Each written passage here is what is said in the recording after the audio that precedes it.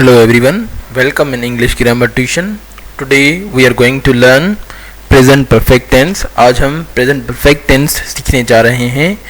आज हम present perfect tense में ये सीखेंगे कि present perfect tense क्या है, प्रेजेंट परफेक्ट टेंस के फ़िक्रे किस तरह बनते हैं, उसके सेंटेंसेस इंग्लिश में किस तरह बनते हैं और उर्दू में प्रेजेंट परफेक्ट टेंस को कैसे पहचाना जाता है और उसके प्रेजेंट परफेक्ट टेंस के सेंटेंसेस किस तरह बनते हैं. तो लेट्स स्टार्ट.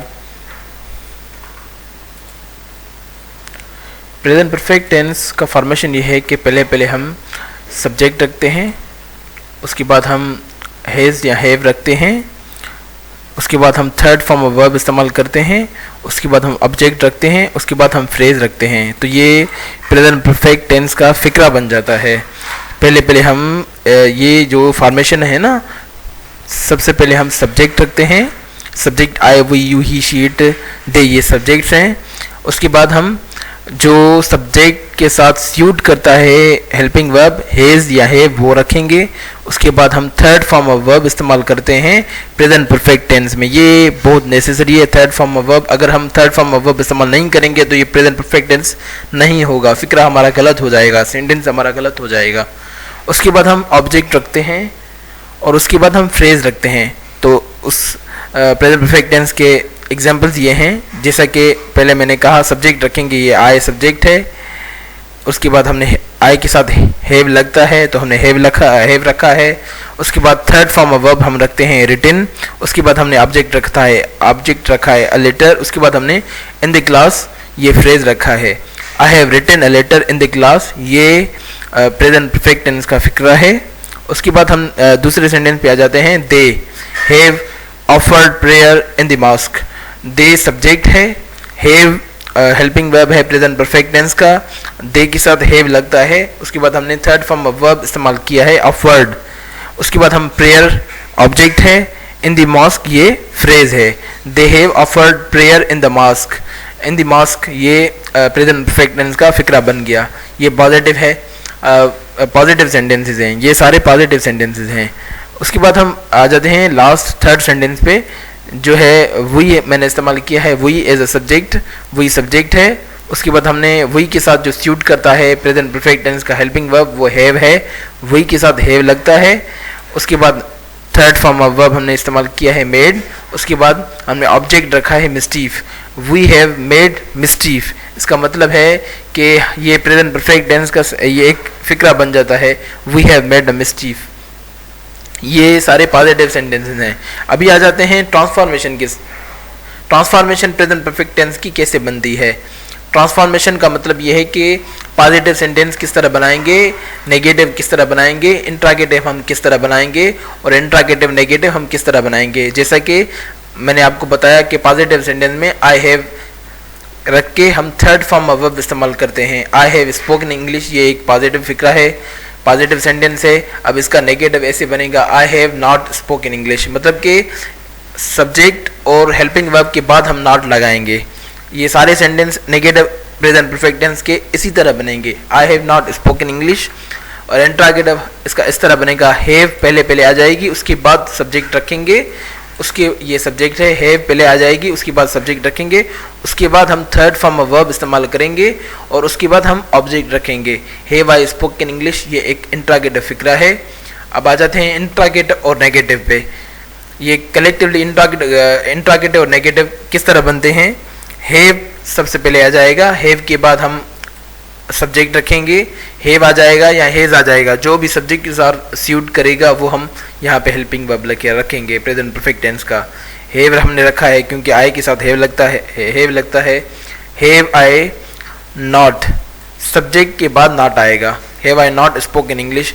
ये इंट्रागेटिव नेगेटिव सेंटेंस बन गया है. इसे कहते हैं ट्रांसफॉर्मेशन. ट्रांसफॉर्मेशन की मतलब यह है कि इसकी तब्दीली कैसे होगी, कि पॉजिटिव सेंटेंस का नेगेटिव कैसे बनेगा, नेगेटिव का इंट्रागेटिव कैसे बनेगा, इंट्रागेटिव और नेगेटिव किस तरह बनेगा, ये इसको ट्रांसफॉर्मेशन बोलते हैं.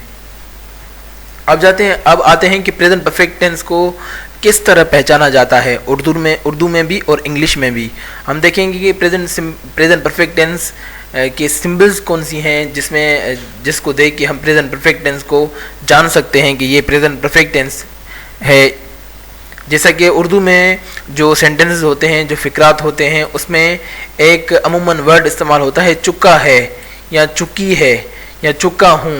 ये तीन वो अल्फाज हैं जो प्रेजेंट परफेक्ट टेंस के सिंबल्स को शो करते हैं। ये पता चलता है इनके इस्तेमाल से कि ये प्रेजेंट परफेक्ट टेंस का फ़िक्रा है। अगर किसी जुमले में, अगर किसी फ़िक्रे में, अगर किसी सेंटेंस में ये चुका है लास्ट में, आखिर में चुका है आ जाए या चुकी है आ जाए या चुका हूँ आ जाए वगैरह आ जाए, तो हम उसे प्रेजेंट परफेक्ट टेंस बोलेंगे कि ये सेंटेंस प्रेजेंट परफेक्ट टेंस का है। तो उर्दू में तो इसकी निशानी ये है कि चुका है, चुकी है या चुका हूँ नज़र आता है। मगर इंग्लिश में हम उसको कैसे पहचानेंगे? अगर कोई भी सेंटेंस जिसमें हेल्पिंग वर्ब हैज़ या हैव लगा हो सब्जेक्ट के बाद और उसके साथ साथ थर्ड फॉर्म ऑफ वर्ब लगा हो, तो हम उसको पहचानेंगे कि ये प्रेजेंट परफेक्ट टेंस है। जैसा कि ये सब्जेक्ट आई है, आई के बाद हेल्पिंग वर्ब रखा हुआ है हैव, आई के साथ हैव लगता है, तो उसके बाद थर्ड फॉर्म वर्ब रखा हुआ है लर्नड, उसके बाद ये ऑब्जेक्ट रखा हुआ है आई हैव लर्नड इंग्लिश। तो जैसा कि हैव रखा हुआ है और उसके साथ थर्ड फॉर्म ऑफ वर्ब लगा हुआ है, तो हम समझ जाएंगे कि ये प्रेजेंट परफेक्ट टेंस का फ़िक्रा है, ये प्रेजेंट परफेक्ट टेंस का सेंटेंस है। तो इसी तरह इंग्लिश और उर्दू में हम प्रेजेंट परफेक्ट टेंस को इस तरह पहचानेंगे, उसकी पहचान इस तरह होती है। ये ज़हन नशीन करने वाली चीज़ है, क्योंकि अमूमन क्या होता है कि जो बच्चे होते हैं ना, उनको ये तकलीफ़ होती है कि प्रेजेंट परफेक्ट टेंस को किस तरह पहचाना जाए, कैसे पता चले कि ये प्रेजेंट परफेक्ट टेंस है। तो उर्दू में उनको थोड़ी सी तकलीफ़ होती है, इंग्लिश में तो उनको तकलीफ़ नहीं होती खैर, पर बट ये ऐसे होता है कि इंग्लिश तो आसान है, इसलिए आई हैव लर्नड इंग्लिश ये बिल्कुल रिफ्लेक्शन ये बता रहा है कि ये प्रेजेंट परफेक्ट टेंस का सेंटेंस है। मगर स्टूडेंट्स को ये मैं सजेस्ट करूँगा कि वो थोड़ा सा इसकी प्रैक्टिस करें, उर्दू के सेंटेंसेस की उनकी ट्रांसलेशन करें, ताकि वो अच्छी तरह से प्रेजेंट परफेक्ट टेंस के सेंटेंसेस को पहचान सकें। उनकी प्रैक्टिस के साथ वो अपने आप को बेहतर करें। अब जी ये कुछ सेंटेंसेस मैंने लिखे हैं, इनको पढ़ के आप जो है वो देख सकते हैं कि वो खेल चुके हैं। ये देखिए ना, चुके हैं इसमें इस्तेमाल हुआ है प्रेजेंट परफेक्ट टेंस का। ये चुके हैं, चुका हूँ, चुकी है, ये सेंटेंसेस वो हैं। वो खेल चुके हैं, मैं बाज़ार जा चुका हूँ, बारिश हो चुकी है, मैं बाज़ार जा चुका हूँ। सॉरी ये सेंटेंस 2 दफ़ा रिपीट हुआ है। वो गाना गा चुका है, तुम मेरा वक्त ज़ाया कर चुके हो। ये देखें ना, ये चुका है, चुकी है, चुका हूँ, ये प्रेजेंट परफेक्ट टेंस को शो करते हैं। ये निशानियाँ हैं प्रेजेंट परफेक्ट टेंस की। और आ जाते हैं थोड़े से और सेंटेंसेस पे। लड़की ने सबक याद कर लिया है। अभी देखें, मैंने आपको एक सिंबल बताई चुका वाली, वो तो खैर सीधी सिंबल थी, मगर इस प्रेजेंट परफेक्ट टेंस की एक और भी सिंबल है जो बहुत सारे स्टूडेंट्स को तकलीफ़ देती है इनको पहचानने में प्रेजेंट परफेक्ट टेंस को। वो सिंबल ये है कि अमूमन उनको पता नहीं चलता प्रेजेंट परफेक्ट टेंस में और प्रेजेंट टेंस में। वो प्रेजेंट परफेक्ट टेंस को क्या करते हैं, प्रेजेंट टेंस में रख देते हैं। तो ये इस तरह नहीं होता। इसकी सिंबल को अच्छी तरह से ज़हन नशीन कर लेना चाहिए स्टूडेंट्स को। जिस तरह की ये एक फ़िक्रा है, लड़के ने सबक याद कर लिया है या कर चुका है। अगर यहाँ पे हो कर चुका है तो वो भी ठीक हो जाएगा, तो ये प्रेजेंट परफेक्ट टेंस का फ़िक्रा हो जाएगा। इसकी ट्रांसलेशन इस तरह होगी, that boy has learn the lesson. लड़के ने सबक याद कर लिया है। That girl has written the story. उस लड़की ने कहानी लिख ली है। ये लिख ली है या लिख चुकी है, दोनों ठीक हैं। लिख ली है या लिख चुकी है, दोनों ठीक हैं। वो नज़म पढ़ा चुके हैं, they have taught the poem. ये प्रेजेंट परफेक्ट टेंस की ट्रांसलेशन है। उर्दू में किस तरह होगी, चुकी हैं या उसने नज़म लिखा है, इस तरह भी हो, नज़म लिखा है या उसने नज़म पढ़ाया है, तो ये भी हम बोल सकते हैं। हमने गीत सुन लिए हैं, हम गीत सुन चुके हैं, ये दोनों ठीक हैं। यहाँ पे अगर मैं आप लिख दे के इस तरह लिख लूँ, हमने गीत सुन लिए हैं या हम गीत सुन चुके हैं, ये दोनों ठीक रहेंगे। We have heard the song, इसकी ट्रांसलेशन इस तरह होगी, मैं नाश्ता कर चुका हूँ या मैंने नाश्ता किया है, ये दोनों ठीक रहेंगे। इसकी 2 सिंबल्स हैं प्रेजेंट परफेक्ट टेंस की। तो स्टूडेंट्स को अच्छी तरह से ये प्रेजेंट परफेक्ट टेंस की सिंबल्स को ज़हन नशीन कर लेना चाहिए कि ये इसकी प्रेजेंट परफेक्ट टेंस की सिंबल्स क्या हैं, ये किस तरह इस्तेमाल हो रही हैं, ताकि वो अच्छी तरह से प्रेजेंट परफेक्ट टेंस को पहचान सकें, उसको आइडेंटिफाई कर सकें। मैं नाश्ता कर चुका हूँ, या मैंने नाश्ता किया है, इसकी ट्रांसलेशन इस तरह होगी, आई हैव टेकन ब्रेकफास्ट। अब थोड़ा सा आगे आ जाते हैं कुछ और प्रेजेंट परफेक्ट टेंस की पॉइंट्स पे। Present perfect tense is used for something happened recently.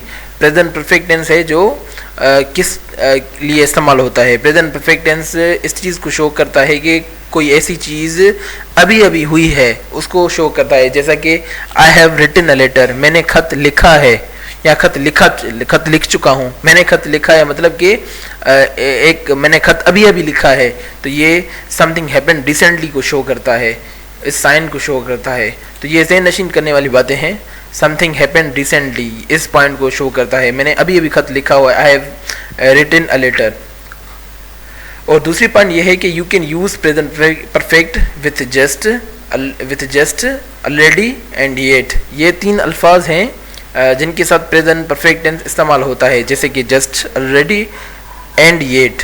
तो इनके आगे चल के जस्ट, ऑलरेडी और येट का इस्तेमाल देखते हैं कि किस तरह इसमें इस्तेमाल होता है। जैसे कि एक फ़िक्रा है, एक सेंटेंस है, आई हैव जस्ट ईटन मील, मैंने अभी अभी रोटी खाई है, तो उसको बोलेंगे आई हैव जस्ट ईटन मील। तो जस्ट जो है प्रेजेंट परफेक्ट टेंस में स्पेशली इस्तेमाल होता है।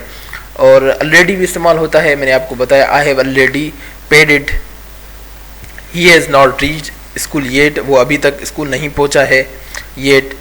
It has not stopped running yet, it has not stopped running yet. तो इस तरह जो है प्रेजेंट परफेक्ट टेंस में ये जस्ट, ऑलरेडी और येट इस्तेमाल होते हैं। तो ये प्रेजेंट परफेक्ट टेंस पूरा हुआ। अगर किसी को कोई भी क्वेश्चंस है, अगर किसी को कोई पॉइंट्स वगैरह समझ में नहीं आ रही है स्टूडेंट को, तो वो कमेंट सेक्शन में आके सवाल अपने पूछ सकते हैं।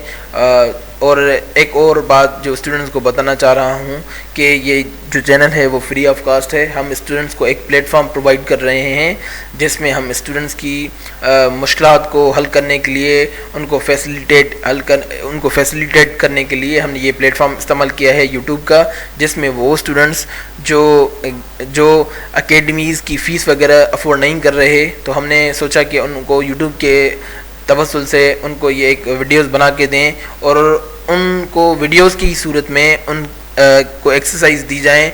वो एक्सरसाइज करके हमें भेज दें ईमेल आईडी के ज़रिए या व्हाट्सअप के ज़रिए, ताकि वो हम उनकी एक्सरसाइज वगैरह चेक करके उनको फीडबैक दे सकें। तो हमने व्हाट्सअप और ईमेल आईडी का भी जो है ना वो भी स्टार्ट किया है। हम जल्दी फराहम करेंगे व्हाट्सअप और ईमेल आईडी, ताकि वो अपने स्टूडेंट्स हमें सेंड करें अपना फीडबैक और अपनी एक्सरसाइज वगैरह चेक करवाएँ।